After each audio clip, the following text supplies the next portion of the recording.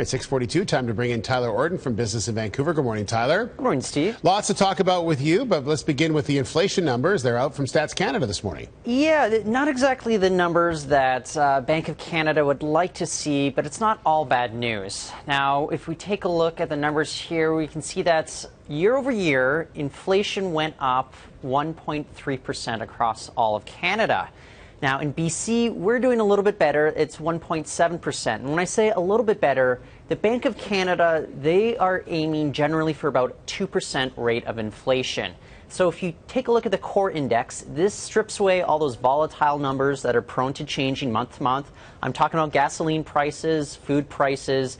Well, you have a core rate of 2.1%, and that's closer to what the Bank of Canada wants.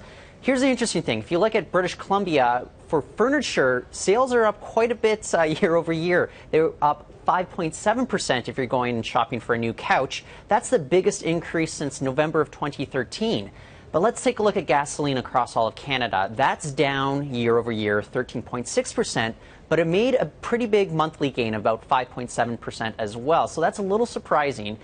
But food, man, that's being pretty tough on consumers right now. That's up 3.6% year over year, especially fresh vegetables and fresh fruit. Fresh vegetables, that's up nearly 15%. So this data coming up from Stats Canada, it's throwing a lot of people off, especially consumers here who are, paying a lot less in certain categories and a lot more in others. The Bank of Canada, it would prefer just to have everything going at a solid 2%, but of course we know that that's not likely to happen.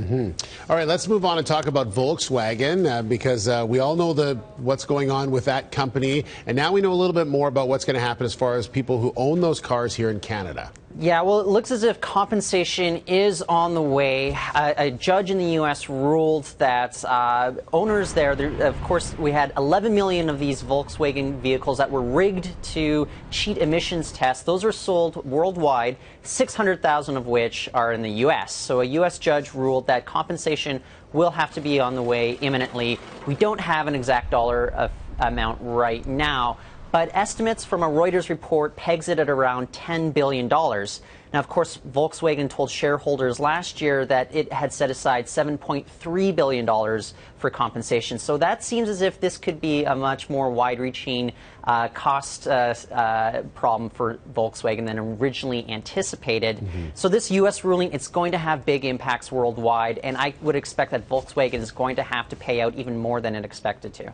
All right. Hindsight, you think they're going to just put that money in to get a better car. Yeah, I agree. Fix the problem. That probably would have saved them a little cash, don't you think? Absolutely, yeah. Okay, Tyler, thanks very much. Thanks, Steve. If you want some more details and more to read Tyler, go to BIV.com.